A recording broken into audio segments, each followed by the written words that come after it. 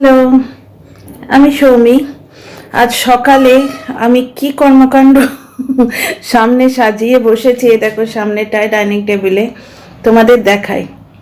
এই দেখো, এই ঝাঁঝরিগুলো খুব ভালো, এরকম আমার 3-4টে আছে। এতে আমি ধনেপাতা ধুয়ে রেখেছি, ধনেপাতার চাটনি হবে। এই যে ধনেপাতার চাটনি, দই, এটা হচ্ছে আমলের মিষ্টি দই। ঠিক আছে, ধনেপাতার পরোটা করব। ধনেপাতা এটাতে বিভিন্ন টাইপ অফ মশলা, যেমন ধরো এই যে তোমার এটা কি মশলা দেখাচ্ছি তোমাদের, দাঁড়াও, এটা হচ্ছে গরম মশলা MDH এর, এইটা একটু দিয়েছি। তারপর তোমার শোঁঠ পাউডার, ড্রাই জিঞ্জার পাউডার এভারেস্টের, এটা একটু দিয়েছি। তারপরে এই যে কালি মির্চ মানে ব্ল্যাক পেপার পাউডার, এটা একটু দিয়েছি। আলু সবজি মশলাটা এতে দিইনি। আর এই যে শাহ মরিচ রয়েছে, এখানে শাহ মরিচ গুঁড়ো করে একটু দিয়েছি। প্লাস তোমার কাঁচা পেঁয়াজ দেখতে পাচ্ছ, ধনেপাতা দেখতে পাচ্ছ, আর কাঁচা লঙ্কা আছে। এটা দিয়ে মাখিয়ে রেখেছি, ওপরে একটু তেল দিয়েছি, তেল দিয়ে কোটিং করে রেখেছি।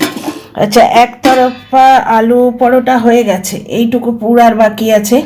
কারণ আমি ঘরে ঢুকেই না আগে ছেলেটাকে খাইয়ে দিই, যাতে ওর পিত্তি না পড়ে।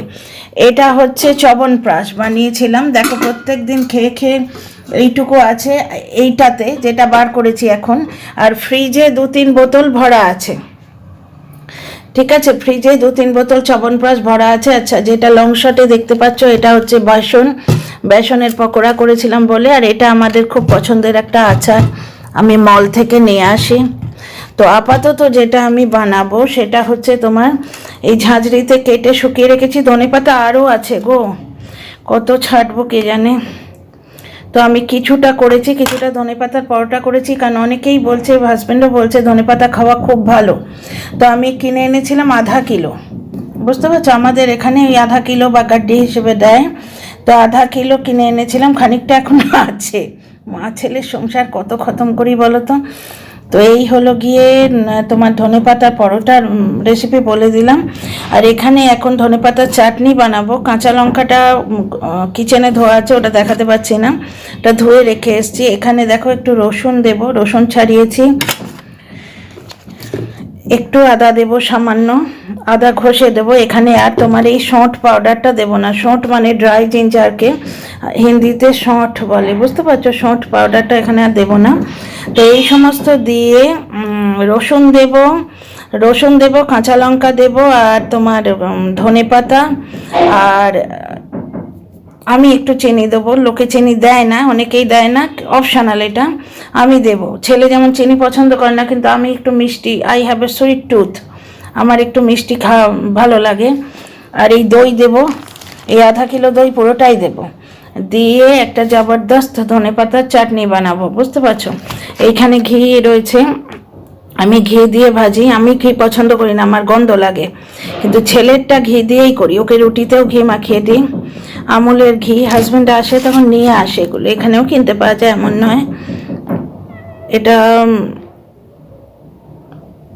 কত গ্রাম, যাকে পারসের আমুলের পাওয়া যায়, এটা পারসের এনেছে, দাঁড়াও দেখাচ্ছি তোমাদের।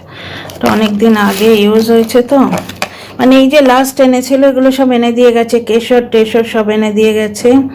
এটা হচ্ছে 2025, এটা 352 নিয়েছে, এটা 352 টাকা এটা নিয়েছে। এরপর বানাবো জানো তো একটা ইয়ে পালং শাক, মানে একটা রিচ, আমরা একদম রিচ, মানে অনেক রকম সবজি দেবো এতে। তোমার মূলো দেব, তারপরে গাজর, একটা বেগুন, তো অনেকগুলো আছে, এখানে একটা বেগুন, এখানে একটা বেগুন, গাজর দেব, মূলো দেব, রাঙা আলু দেব, আর শিম আছে, শিম দেব। এগুলো সব দিয়ে, যা তুই পড়ে যাও না বাবু, সব দিয়ে একটা চচ্চড়ি বানাবো। এটা হচ্ছে রিচ, মানে বারবার রিচ বলছি, মানে সবজিতে রিচ, কোনো রকম মশলা থাকবে না, বুঝতে পারছো। খাওয়াতে হবে কোনোভাবে, এইভাবে নিজেও খাবো, আমি তো আনন্দ করে খাই। আমরা বাঙালিরা খাই এই ধরনের সবজি, কিন্তু এরা তো খায় না, নন বেঙ্গলিরা। আর যারা নন বেঙ্গলি এরিয়ায় মানুষ, ধরো দিল্লি আইটিস, তারাও খেতে চায় না। ছেলেটার কথা বলছি, ও যদি না খায় তাহলে ওকে এই সবজিটাই না পিষে দেবো, বুঝতে পারবে না, তাতে 4টি পনির দিয়ে দেবো, বুঝতে পারবে না। তো যাই হোক, কোনোভাবে এই সবজিগুলো খাওয়াতে হবে। শীতে যদি শাক না খাওয়াই, এরপর সর্ষে শাক এনেছি, সর্ষে শাকও বানাতে হবে। শীতে যদি তাজা শাকসবজি না খাই আর কবে খাবো বলো? তো চলো, আপাতত ধনেপাতার পরোটাটা আমি বানিয়ে নিই, তারপর তোমাদের সঙ্গে দেখা হচ্ছে। See you in the another video.